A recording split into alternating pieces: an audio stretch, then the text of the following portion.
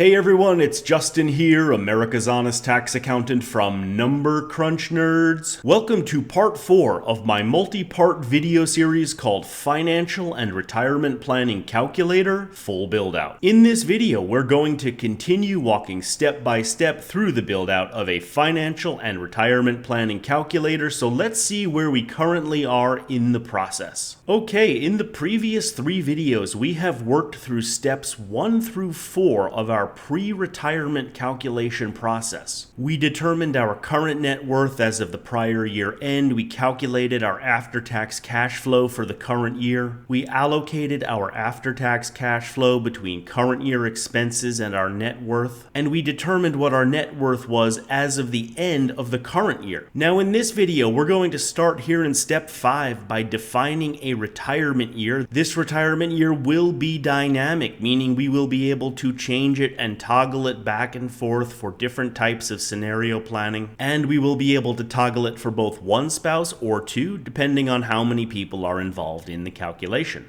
After that, we will work through steps 6A through 6C in an iterative process, meaning we will repeat these steps over and over and over for each year between the current year and the retirement year. So we will determine our after-tax cash flow for each of those years. We will allocate that cash flow between current year expenses and net worth for each of those years. We will calculate our net worth at the end of each of those years. And then finally, over here in step 7, we will calculate our net worth at whatever year is the retirement year based on what we have defined in step 5. And then the results of step 7 right here, our net worth at retirement, the ultimate result of all of our pre-retirement calculations, will be the first item that we carry up to our newly built command center. With that said, let's jump into the video. And by the way, if you enjoy this video, please like and subscribe, and let me know in the comments what's going on in your personal financial planning situation. Okay, starting here in the cash flow projector for pre-retirement purposes, as just mentioned, the first thing we're going to do is define a retirement age. In this example, we're going to start out with 65 years old for spouse 1 and 60 years old for spouse 2. For this example, we're going to assume that the current year we are working on is 2024, and in 2024, spouse 1 is 45 and spouse 2 is 40. Okay, so now that the current ages as well as the retirement ages have been defined, the pre-retirement calculator will project cash flow out until whatever year both spouses retire. So in this case, if I scroll the calculator out to the right, we will discover that both spouses will reach their projected retirement age in 2044. Now I should note that it is not required that both spouses retire in the same year in order for the calculator to project appropriately. In fact, if we go back over here and change the retirement age of spouse 1 to 67, and then we scroll back over to the right, we can see that while the calculation specific to spouse 2 will stop in 2044 because spouse 2 reached the defined retirement age of 60 in that particular year, the full pre-retirement calculation will continue into whatever year is necessary in order for both spouses to be fully retired. So when we changed the retirement age of spouse 1 to 67, the calculation will continue until 2046, with the exception of the items that are specific to spouse 2, for example, the W-2 wages of spouse 2. So speaking more generally, there are going to be 3 distinct ways to project something within the calculator. The first way will be to make it specific to spouse 1. So if an item is specific to spouse 1, it will continue to project until spouse 1 retires. The second way would be to make it specific to spouse 2, and in that case the item would project until spouse 2 retires. And the third way will be to make an item project until both spouses retire. So for example, if we look at our investment income section right here, this one is currently based on both spouses becoming fully retired, so it will project until 2046 in this example. And speaking more generally, it will project until whatever year is necessary to reach full retirement for both spouses. And then once both spouses are fully retired, the pre-retirement cash flow projector will stop and we will move over to the post-retirement cash flow projector from that point forward. Okay, so let's work through this example. We have spouse 1 with $160,000 of W-2 wages. We have spouse 2 with $100,000 of W-2 wages. We're going to grow wage income at a modest 1% over the course of the 20 years between the current age and the retirement age. I've switched this back to the original example of 65 for the moment. The next item up is going to be our investment income from Schedule B. Now, as you recall from a previous video, the current year's amount will come directly from the net worth projector. What we're going to cover now is that all of these projections of income into the future are going to come off of the net worth projector as well. So let's hop over to the net worth projector pre-retirement for the moment and see how these figures are determined. Okay, so we're over here in the net worth projector for pre-retirement purposes, and if you recall, where we left off was right here in this column where we had determined our net worth or market value as of the end of 12/31/2024. So to start projecting into the future, we will use these amounts as of the end of 2024. And over here, we're going to have 4 columns related to each year: market income, market return, income allocation, and then the balance at the end of the year. And as I said, that setup of having 4 columns will be applicable to each year going forward. So here is the amounts for 2026, for example. Scrolling out to the right, we have 2027 right here, then 2028 right here, and so on. Now going back over here to 2025, how are the amounts in the market income column going to be determined? Well, the calculation is going to be very similar to what we discussed in the previous video for the current year. This number in this cell, for example, will be the ending balance of a particular account multiplied by the rate of return for interest, dividends, and capital gain distributions. We're going to use the first of the 4 columns for income, such as interest and dividends, going into our portfolios. Now the second column, market return, will also be calculated in similar fashion. If I double click on this number right here, you can see that we're taking the ending balance in any particular portfolio and we're multiplying it by the market rate of return that we've defined in this column over here. The next column right here, income allocation to any particular year, are going to be the amounts that come from the cash flow projector. For example, if we look at this $32,519 that's going into checking 1, and then we go back over to the cash flow projector for pre-retirement purposes right here, we go to the 2025 column, and then we scroll down in the 2025 column through all of our income items, through all of our pre-tax deferral items, through our tax calculation, and then through all of our personal expenses, and then we get down here to section 5 where we allocate all of our remaining free cash flow to our net worth. This is the remaining amount, $32,519, that we have specifically allocated to checking 1. And then finally, back over here on the net worth projector, this column, balance at the end of any particular year. If I double click on this cell right here, it will be determined as the balance at the end of the previous year, plus any of our market income items, plus any of our market return, and then finally plus our free cash flow allocation to our net worth.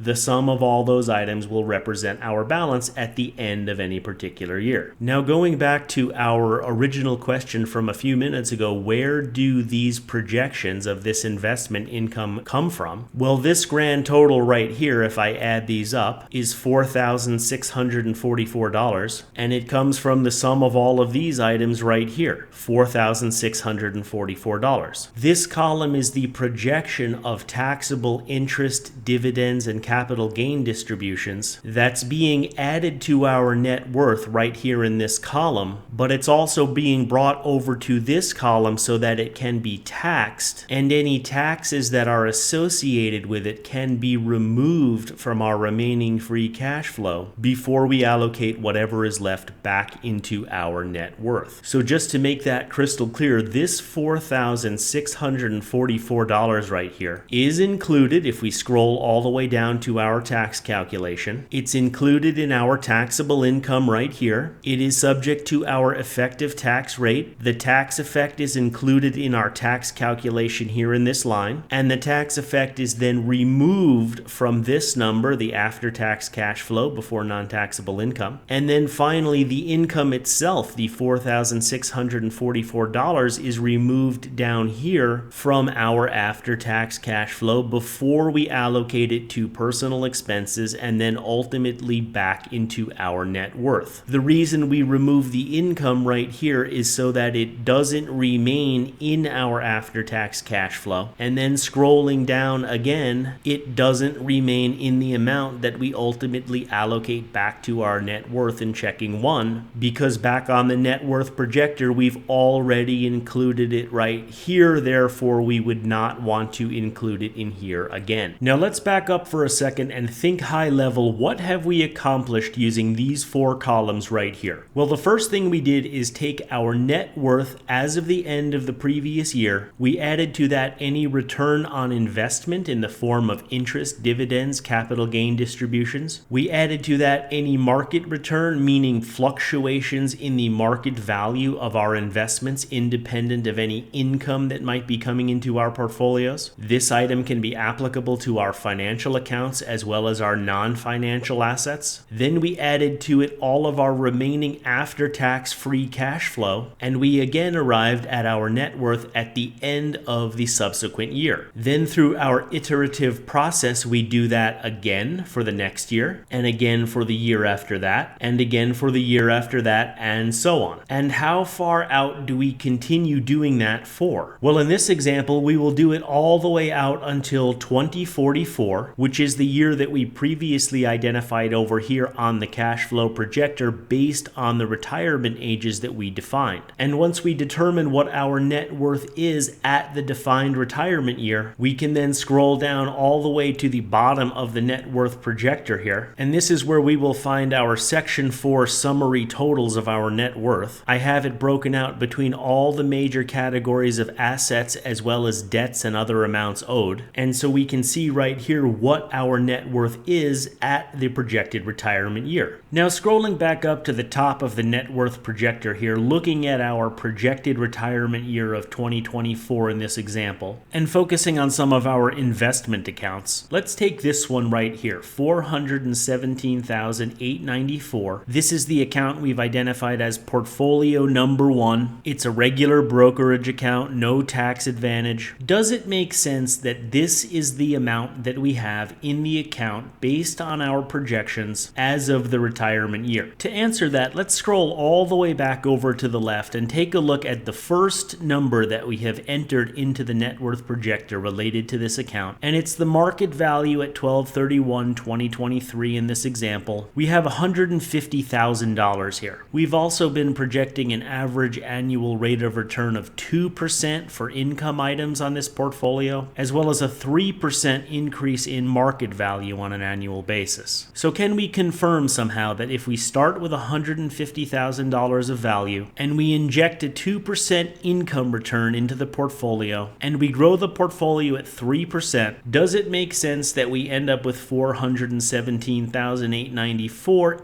does it make sense that we end up with $417,894 at our projected retirement year? Well, we can test this answer very easily by using one of the functions in Excel. And I'm just going to go up here to the top and use a blank cell in order to do this. We're going to use the future value function. So I'm going to hit equals FV, open bracket. This is the future value function. The first argument is going to be the rate of return. Now, from a mathematical perspective, it doesn't matter that we have separated the income return from the market return over here. In total, this is a 5% rate of return. So I'm going to go up here to our future value function and I'm going to type in 0.05 as the rate. Now, the next argument right here, number of periods, is what this stands for. And that's going to mean the number of periods that you want to compound the return. Now, the calculator that we have set up here is projecting on an annual basis. So the number of periods that we want to compound the return is going to be equivalent to the number of years. And so in this case, the number of years is simply 2044, which is the retirement year, minus 2023, which was the very first year that we started the calculation, which is 21 years. So I'm just going to put 21 in there. Now, the next argument is called payment. And for the moment, I'm just going to leave that as 0, and we're going to talk about that in just a minute. The next argument is the present value, and that just means the value when we started, which we already identified as $150,000. So I'm going to type that in right here. And the final argument is entering a 0 or a 1, meaning do you want to compound at the end or the beginning of the period? We're just going to use 0 for this calculation, which means compound at the end. I'm going to close the parenthesis and hit enter, and you can see that the value that was returned is 417,894, which is the same value that we have right here at the year of retirement. Now you might be looking at the result here and going, well, that's great. Why don't I just use the future value function to do all of my retirement planning? And I'm going to give you two answers to that. The first answer is you absolutely can. Just type in future value, put in 4 little arguments right here, hit the enter button, grab yourself a 6-pack of Corona, put your feet up by the pool, and you're done. That's all you need to do. I say it to folks all the time.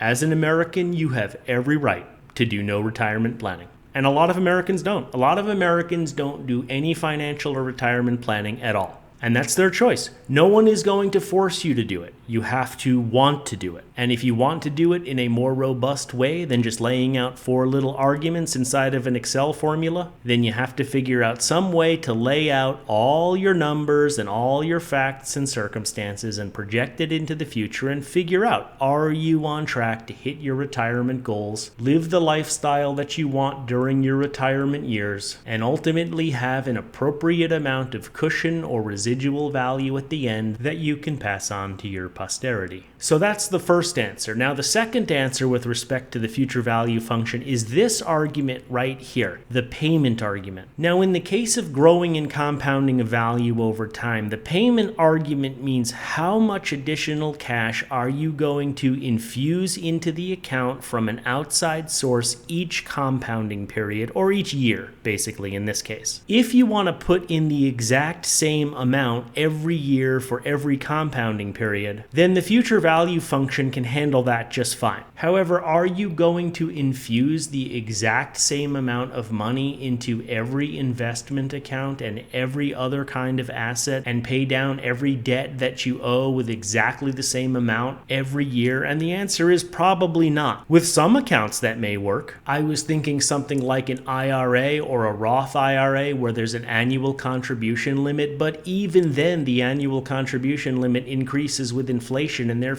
the amount you infuse from an outside source over time will not always be the same for the entire compounding period. And then of course in the case of the free cash flow that remains at the bottom of the cash flow projector after we pay off all of our other expenses, the amount that by default and for the basics of the calculator we were just putting into checking 1 for the moment, that amount is certainly not going to be the same every single year. In fact, it will probably never be the same number in any year. And the future value function can't handle that. It can't handle when the payment changes every year or the amount infused from an outside source changes. But let's just test it out if the amount remains the same. So for example, let's go back to portfolio 1 and let's assume that we want to infuse $5,000 of income allocation to this account every year starting in 2024 and going all the way out to 2044. And in order to accomplish that, we're going to go back to the cash flow projector for pre-retirement purposes. We're going to go down here to section 5, the free cash flow allocation to net worth section. We're going to go right here to portfolio 1, and then starting right here in 2024, I'm going to type $5,000 into this cell. It's going to project it out to 2044 because I have toggled this projection on right here. If I click in this cell and change this to a no, it will only allocate to this portfolio for the current year. It won't project it out into future years because I want to have built into the calculator the functionality to make a decision for the current year that does not necessarily apply to all future years. However, if I want to apply it to all future years, I can toggle this on and it will project it out until retirement. So now that we have $5,000 allocated to this portfolio for every year between 2024 and retirement, let's go back over here to the net worth projector. If we look in these columns for the income allocation here and right here and right here and so on, we can see the $5,000 being allocated right there and right there and right there and every year all the way out through retirement. Obviously, if we inject an additional $5,000 into the portfolio every year over 21 years, the balance is going to grow higher than what we had in the previous result, assuming a rate of return that is equivalent to what we had in the previous example. Now, in order to test this result against our function, let's go back up here. I'm going to double click on this. I'm going to work right here in the formula bar. I'm going to go into this argument right here, the 0 payment. I'm going to change that to 5,000. I'm going to hit enter. And right here we have our 596,491. So now that we have validated the functionality of how we're growing our investments against the future value function in Excel, while also realizing that our methodology allows for amounts to be contributed on an annual basis to all of our accounts that don't need to be consistent year over year. They can vary in amount, they can apply to a certain account in certain years but not others. We have a lot of flexibility in what we do with our free cash flow as far as how we allocate it to our net worth and then grow it from the current year out into whatever retirement year we define.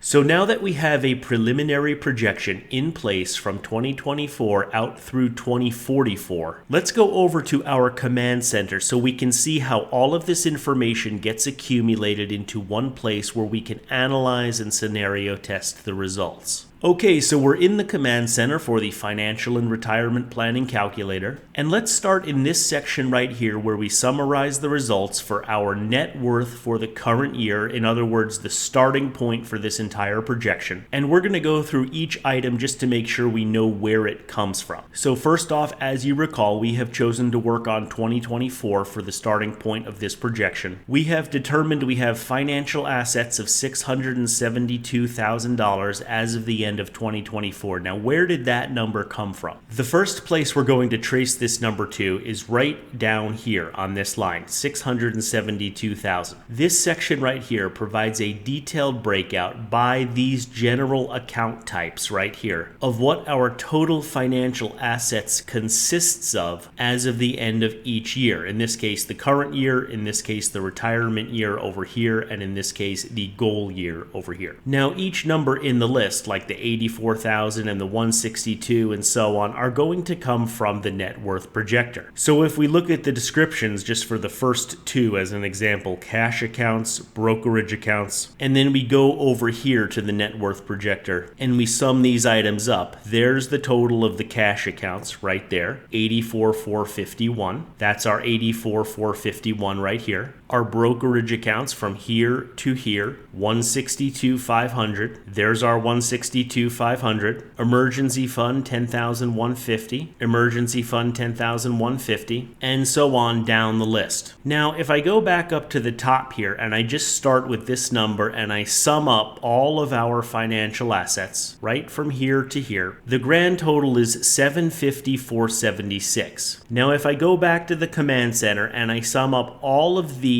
excluding that one that I just skipped right there, there's our 750,476. This line item right here has been included because if you recall, everything in the line for 401k, IRA, and other pre-tax accounts are all on a pre-tax basis. So in order not to overstate our net worth, we have to figure out what is a hypothetical tax cost that would be incurred if this entire amount, in this case 390,000, was distributed and taxed. And that's what the number in this line right here is going to represent. Now, to make the source of all of these summary numbers even clearer to identify, I'm going to go back over to the net worth projector and we're going to scroll all the way down to the bottom here where there's a summary section. This section 4 right here will do the summations that we just went over. So if I double click on that and then I scroll back up, you will see that that is the sum of all of the cash accounts right here. And the same is true for all of these. In addition, I've put the hypothetical tax cost in here as well. So if we look at the grand total of all of these as summarized based on these descriptions over here, we have a net worth in this example after the hypothetical tax cost on the pre-tax accounts of $850,000. And that's the same $850,000 grand total that we're going to see right here. And we're also going to see, if we just scroll down right to the bottom of this detail analysis right there. Now back over here on the net worth projector, these are the summary summary totals for the end of our starting year. In this case happens to be 2024. But we're also going to have the same summary totals for whatever year we define to be the retirement year. So in this case, if I scroll out all the way to 2044, the calculator will determine the equivalent amounts for the retirement year. In this case, we have 4,136,565, and there's our 4,136,565 right there.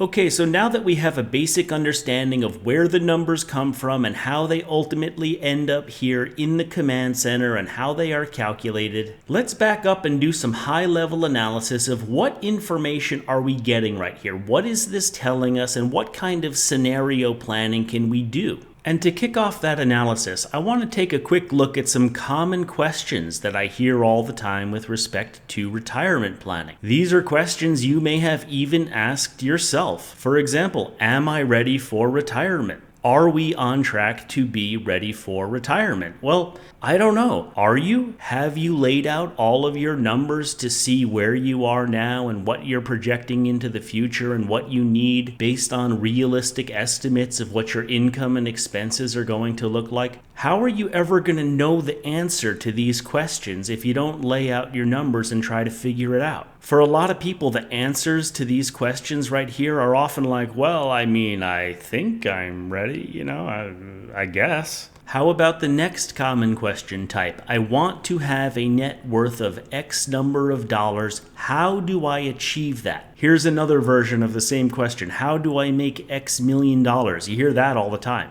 And you know what the answer is to this for a lot of people? It's usually a qualitative answer. Well, do this, do that, don't do this, don't do that. My view is show me in numbers. Show me, starting where I am today, what does it actually take to achieve whatever number I want to put right here? What does it actually take to get there? And then the next set of common questions, when can I retire? At what age can we retire and have enough to support the lifestyle we want in our silver years? And again, have you laid out where you are now, what you can realistically expect to earn, what you are going to realistically expect to spend, and figure out when can you retire and when can you retire comfortably with the amount that you need to support your lifestyle. All of these questions right here can be answered quantitatively by actually laying out the numbers and figuring it out.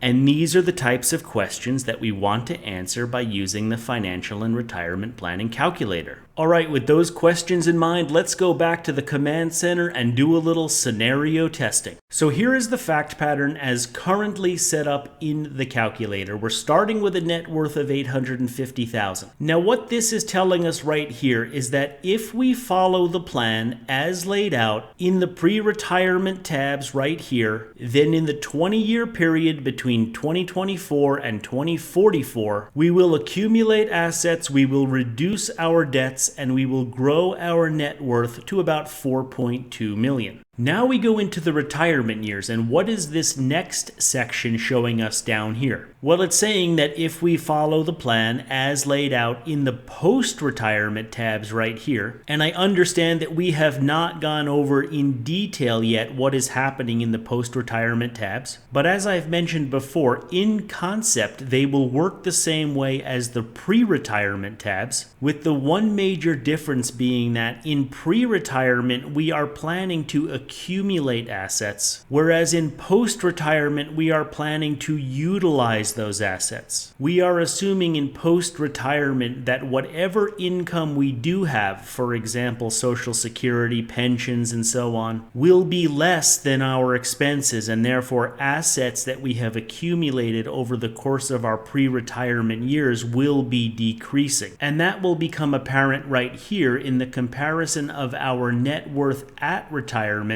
versus the value of our net worth at the goal year. So again, if we follow the post-retirement plan as laid out, then in this 30-year period right here between 2044 and 2074, we're planning for our total assets to decrease. We also have our total debts decreasing, and we have our net worth decreasing to about 2.1 million in this example. Now, looking at this fact pattern just as presented right here, let's go back to one of the questions that we asked a few minutes ago, which was, when can I retire? At what age can we retire and have enough to support the lifestyle we want in our silver years? So let's look at this section right here. Currently, spouse 1 is planning to retire at 65 and spouse 2 is planning to retire at 60. And with those retirement ages in place and the fact pattern that we have laid out throughout the calculator, it appears that we would have accumulated sufficient net worth by 2044 to achieve our lifestyle goals through 2074 and still remain in a positive net worth position, which is in excess of the goal that we have defined at the point when we reach our final year. So now the question is, how sensitive are these numbers? In other words, we want to perform a sensitivity analysis on these and see what happens if we retire at different ages. So let's say that spouse 1 and spouse 2 are looking at this and they want to see what happens if they retire a couple of years earlier. Now, before we start changing these numbers, what is our expectation? What do you think will happen here with our net worth and here with our net worth if we start decreasing the age at which we retire? Well, my expectation is that these numbers will start to go down, and we want to see how early can we retire in this fact pattern and still stay within excess of our residual value goal. So I'm going to go into spouse 1 here and I'm going to drop the age from 65, let's say, to 63. Okay, so if you were watching that, this number dropped from about 2.1 million down to 1.6 million. Now, spouse 2 doesn't want to be left out. Spouse 2 wants to retire 2 years earlier as well, so we're going to change spouse 2 to 58.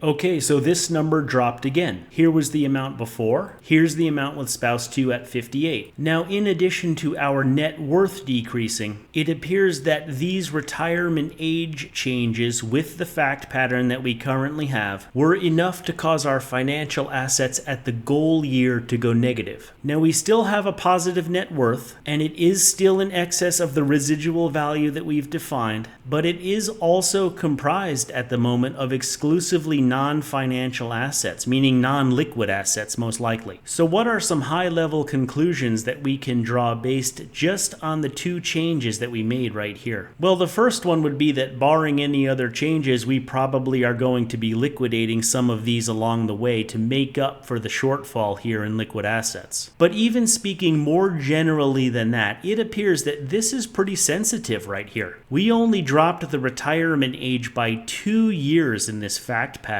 for each spouse, and our financial assets as the fact pattern is currently set up went negative. That doesn't leave a lot of room here, does it? And in my view, those are the kinds of big takeaways that you want to identify early on so that you can start making adjustments to your plan while you still have the opportunity to make adjustments. Now, toggling the retirement year is not the only thing we can toggle. In fact, we can toggle tons of different variables within the calculator. In fact, that's one of the main points of this entire calculator, is to be able to lay out all of our facts and then start tweaking the numbers little by little to hone in on what is the best scenario, what are the best planning strategies, and so forth to achieve the results that we want. So let's take a look at something else. Let's say that spouse 1 and spouse 2 really want these retirement ages, and so we're going to adjust something different instead. By the way, if you're enjoying this video series and would like to fast track your financial and retirement planning, the complete financial and retirement planning calculator plus video training series is available for purchase in the link in the description below this video. Your purchase helps out the channel and provides you with a fully customizable and highly dynamic tool set that you can use for years to come to map out, refine, and analyze your family's lifetime financial plan. For more information on that, check out the link in the description below this video on YouTube. Well, I'm going to go over here to my cash flow projector for the post-retirement period. This should look very familiar to you because it is essentially the same cash flow projector as the one we use for pre-retirement. However, I have included a number of new categories such as Social Security, pensions, annuities, and so forth. I've also included expenses related to a retirement facility right here, and we've built in the functionality such that this doesn't have to start in the retirement year. Hopefully it doesn't, right? Hopefully it's a long time out before you have to start dealing with this. But a new expense that I want to show you in this particular fact pattern is this facility fee that I've entered right here, starting at age 75 for spouse 1 and 70 for spouse 2. Now, I didn't take the time to break out all the different kinds of expenses that might be relevant to a retirement facility. I just lumped it all together in something called facility fee for the moment. And I've started the fee out here at $90,000 per year. Now, you may be looking at this number and saying, wow, that's really high. On the other hand, you may be looking at this number and saying, well, that's really low. It's all just going to depend on your facts and circumstances and what kind of facilities you may be considering for your retirement years, assuming you are considering a facility at all. But just for purposes of this example, I've started the facility fee at $90,000. Now, if I scroll out here to the right, we can see this expense continues to increase and go all the way until spouse 2 reaches 90 years old, which was the goal year for both spouses in this example. Assuming a 5% annual price increase or inflation rate on this particular item, this expense is becoming a pretty significant portion of the annual expenses for this couple. And so it is certainly something that is factoring into the results that we just saw over here on the command center, right? This result right here is most certainly being impacted by that particular expense that we have put in place. So let's keep this number in mind, negative $33,000. Let's say I go back to the cash flow projector and I say, you know what, we want to retire a little bit earlier and maybe this is a little bit high. Or maybe it's starting a little bit early. Maybe instead of 75 and 70, we can project for it to start a couple years later. Or maybe we can reduce the amount a little bit that we're planning to spend. So let's just say I drop this down to $80,000 instead, and I push the start date out 2 more years to 2056. Now let's go back to the command center and see what happened. Alright, so we're back over here on the command center and we can see that the financial assets, which previously had dropped to minus $33,000, have now increased up to $843,000. So let's just say that's about an $870,000 swing total. Now, does that make sense? We dropped the starting point for the facility fee by $10,000 from $90,000 down to $80,000. We also pushed the start date out 2 more years. So does it make sense that those what seem like relatively minor adjustments caused our value at the goal year to increase by about $870,000? Well, in order to see if it makes sense, let's just lay out the numbers side by side. So right here I have the original facility fee, down here I have the new facility fee, and then the difference. So originally we started projecting at $90,000 and it grew by 5% over 21 years. Once we dropped the amount and pushed out the start date, we took 2 years off here. Then we started at $80,000 and projected out at 5% for 19 years. So this row represents the difference or decrease in the amount. And when you add all these up, we get $770,000. So that's the bulk of the change right there. Of that total $870, $770 of it is right here. Now, what's the other $100? Well, there's a lot of moving parts in the calculator, but conceptually, it's going to basically be just rate of return. Remember that in the post-retirement calculator, the excess of expenses over annual income is being covered by a reduction in assets. So with this change right here, we are reducing assets at a slower pace. This is essentially 90,000 less asset reduction in the first year of the 21-year period. This is 94,500 less asset reduction in the second year of the 21-year period, and so on. So if we are reducing assets at a slower pace due to this change, then the amounts are sitting in those assets for a longer period of time, continuing to earn a rate of return. And so conceptually, the change makes sense. 770,000 of it was direct impact of the change, and the other 100 is that we are reducing assets at a slower rate and thus continuing to get more return over this 21-year period. So the takeaway is that seemingly small changes can have a big impact over time, as everybody watching this video knows. But the thing is that a lot of people just talk about that qualitatively. They say, yeah, small changes make a big difference over time, but then the conversation stops. How are you ever going to know how much of a difference it makes over time, and if it's enough to meet your goals and enough to provide you with the cushion that you want, if you don't lay out the numbers, do the calculations, and figure it out?